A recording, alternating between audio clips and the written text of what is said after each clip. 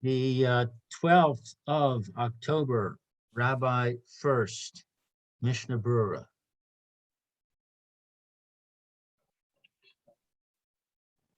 Good morning again. This is Rabbi Shlomo Furst here at Yeshivat Samanafti here in Shalim Kerem Zoom.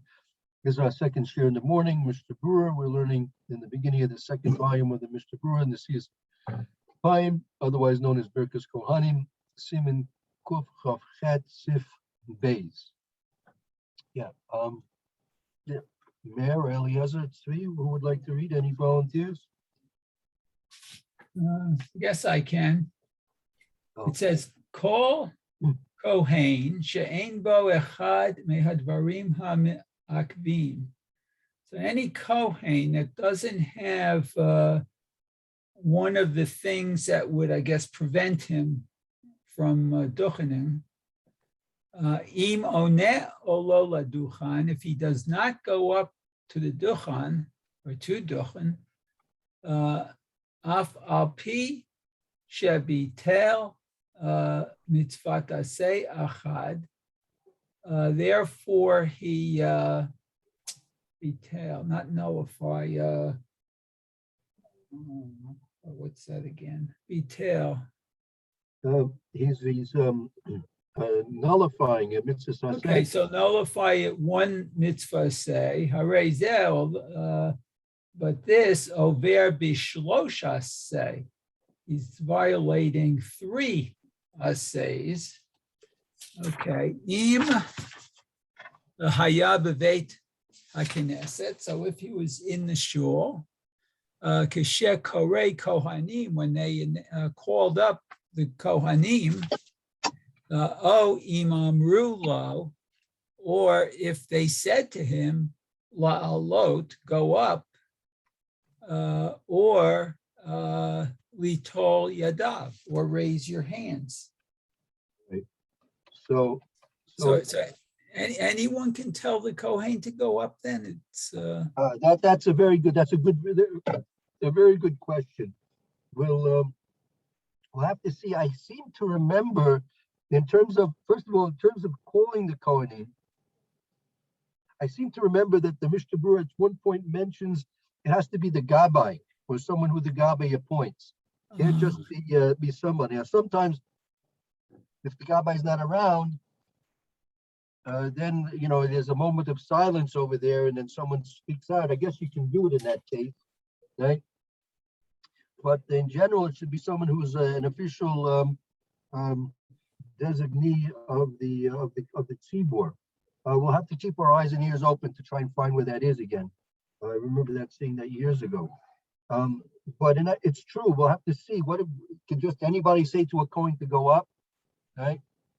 I'm davening next to you, Mayor. I say, go up. Do I have to? Is that my place to tell you to go up? We'll have to see. A very good question.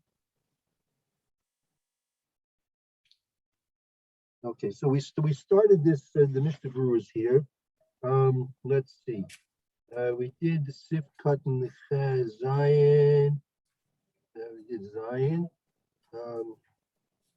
And we saw Chet. So I think we're in Tet right now. We should Korah Kohani. hold on. In Chet, let me just find it.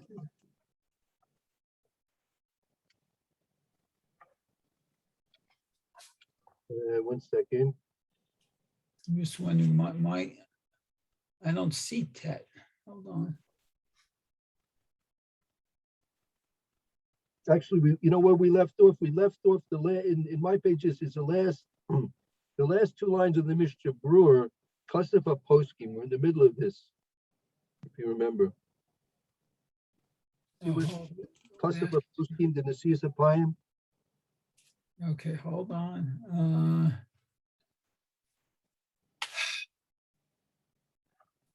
Why do I have trouble finding this? Kasuva Torah, hold it.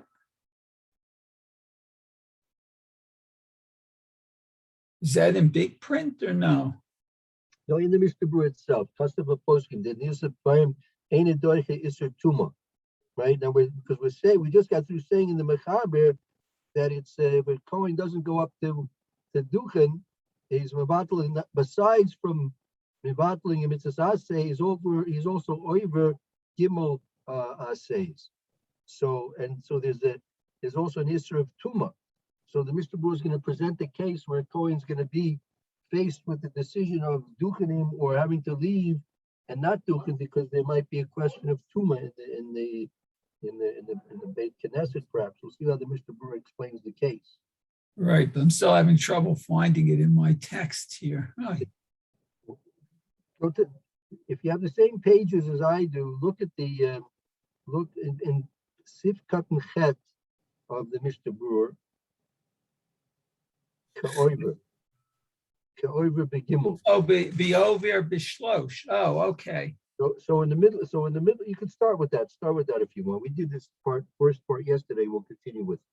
Okay, so be over bishlosh. So he would be transgressing 3 assays, I think we said. V'hu ko tivarachu emor lahem v'samu et shemi. So as it said, These are the 3 assays. 3 assays. Okay, you should bless. You should say to them, and you should put, I guess, or they should put my name. Okay, that must be a pasuk or something. Right. These are all psukim. Right. These are the 3 assays. Okay. Okay, so mikol makom ikar asay eino ela achad v'hu ko tivarchu. Okay, so mikol makom. So nevertheless, the essence is only one assay, I guess. Right. The primary mitzvah is the one assay of kosav. Okay, ko tivarchu. That's the primary mitzvah. Right. That's So the you primary should mitzvah. bless. Okay. Shene'emora b'lashon tzivoy livracha, as it is said that the command is the bracha. Katvu haposkim. That's what the poskim wrote. Okay. The nisiat kapayim ein doche leisur tuma. That the Birchat Kohanim doesn't push aside if the prohibition of tuma. Right. You might think if there's a conflict between the mitzvah say to go ahead and go in duchen and the law of not being metame, the mitzvah doing the siyas to kafayim will not allow a coin to be over the law of being metame. Okay, v'hatam ki yesh ba aseh v'lo ta'aseh. The reason is that in this it's a mitzvah aseh and not a lo ta'aseh. No, it's both. It's a mitzvah. Oh, it's both. Oh, wow. And these in the brackets are what they are, lenefesh lo yitameh. Right. Number 1, that's a law. Nefesh lo yitma, and Okay. pushing you. Kedoshim yehiyu, should be holy too. Right. Okay.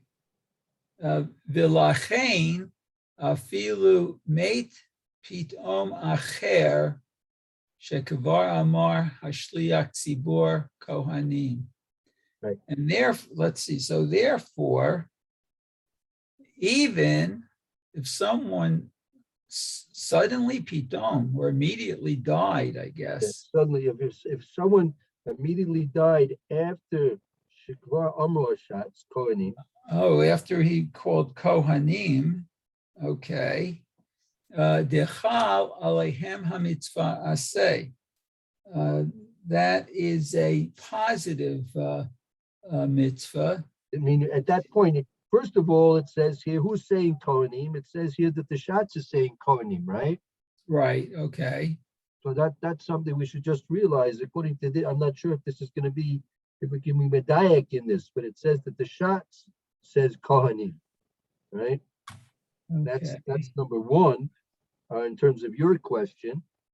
Secondly, that they had already called the kohanim up, and the kohanim are, let's say, they're even up there waiting to do it. Now somebody, Loleno has to show them, died immediately right there on the spot.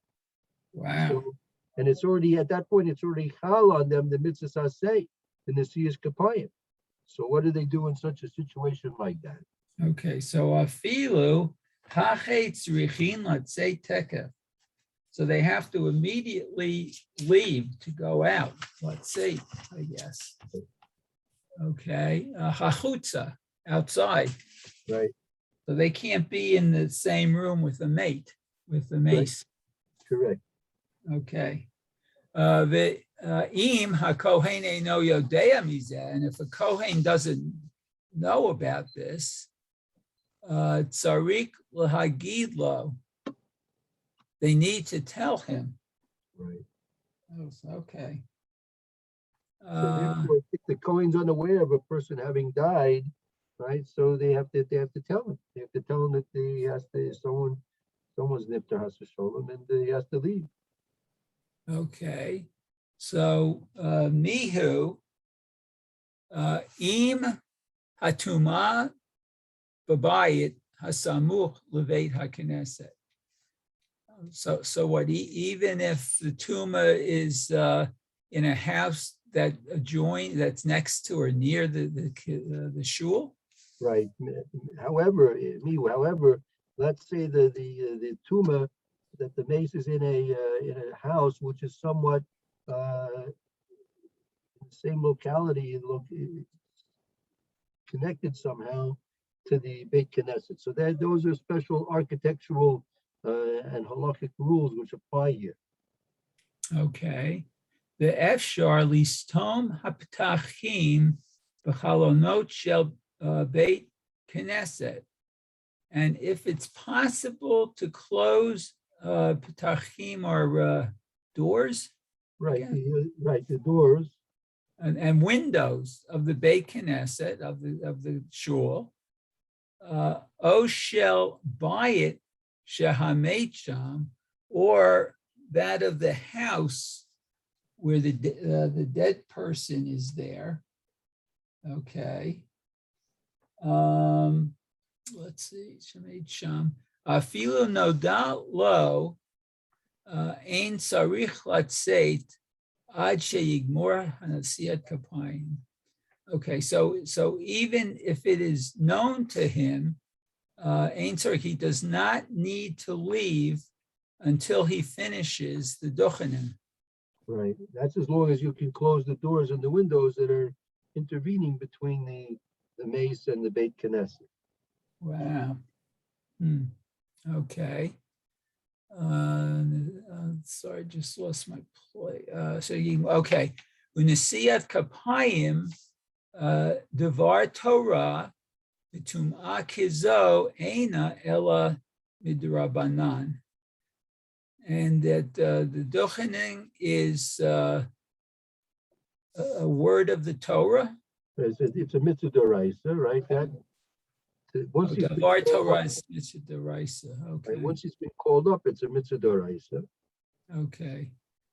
Vituma and this tuma is only a rabbanan.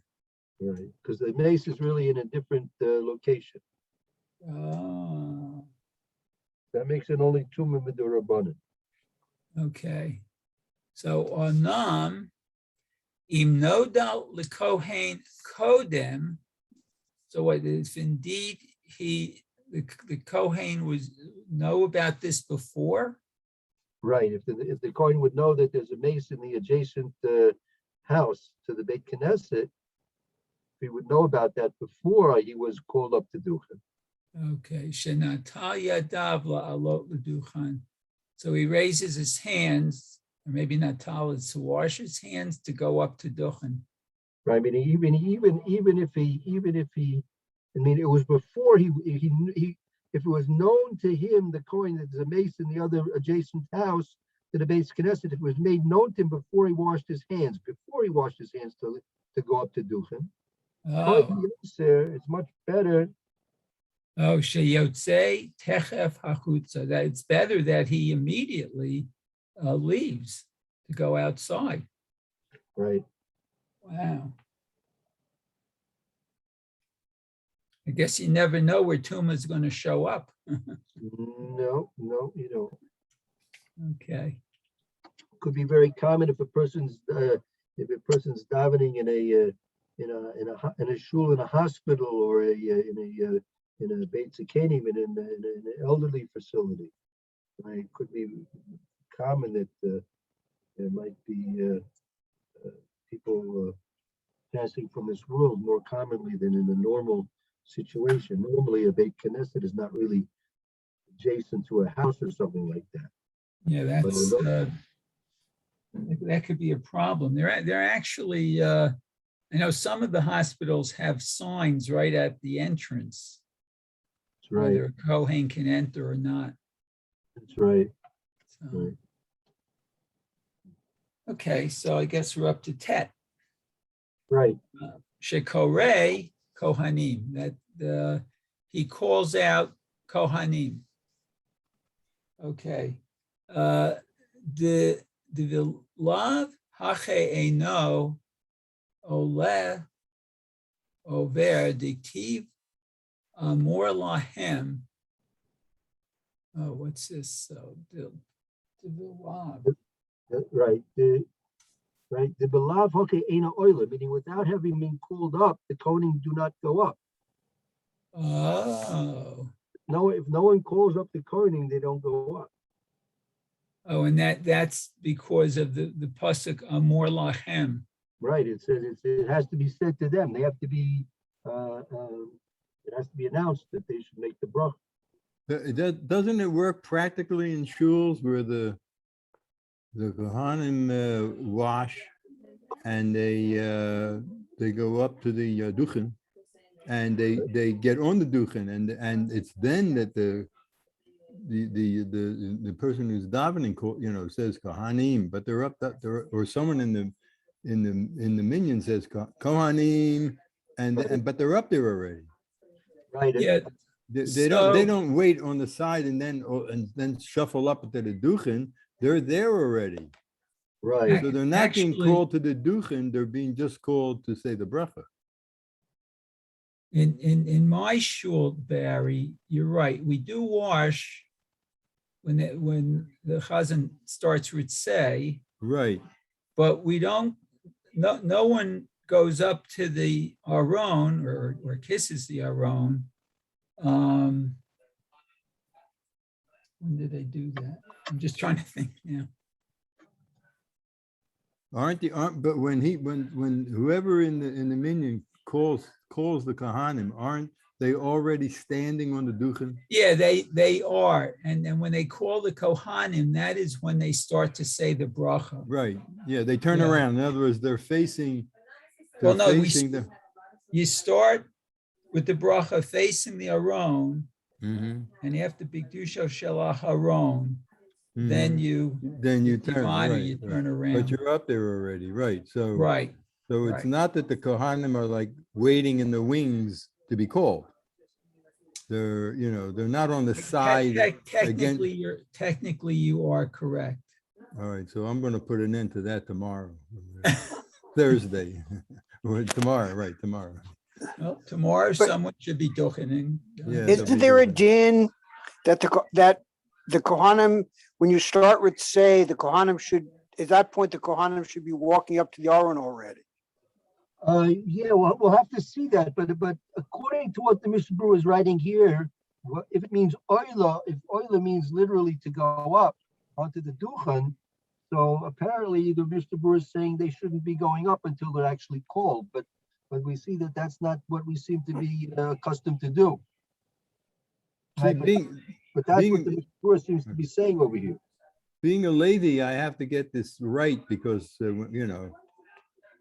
I'm assisting the Kohanim, so I gotta get my role right also. We'll work it out. We'll work it out. You'll get everything right sooner or later. We'll work it out. Yeah. Also, but you know, when we have the base of Migdash, we definitely got to get it right. Yeah, you don't want to make any mistakes then. Then, That's right. true. Well, actually, the way I understand from my family is that we the only job we had was walking around with the keys. Oh, We so- yeah, because we couldn't sing. My family can't sing, so we were on, you know, we were on the outs. You can always practice. All right, let's see a little further in Mishna Berura. So, but you're right, Barry. According to what the Mishna Berura is saying here, it seems that they shouldn't go up until they're actually called. So we'll have to see about that. Okay, let's see. So could the Kaman Besif Het. So I guess we'll see that in the Right. Sif. We'll see. We'll wait for more details when we get over there. I guess the correct thing to do would be earlier in the Shemon Esrei, the repetition, someone should call out Kohanim, and then in other words, right after Kedusha, the Kohanim in my shul get washed. That's my signal right after Kedusha to start Right. the washing, you know, because we have more than one Kohen there. So at that's really the point where they should call the Kohanim. And then they should come and get washed, and you know they're already called, and then they can get on the duchen, and it's all one operation.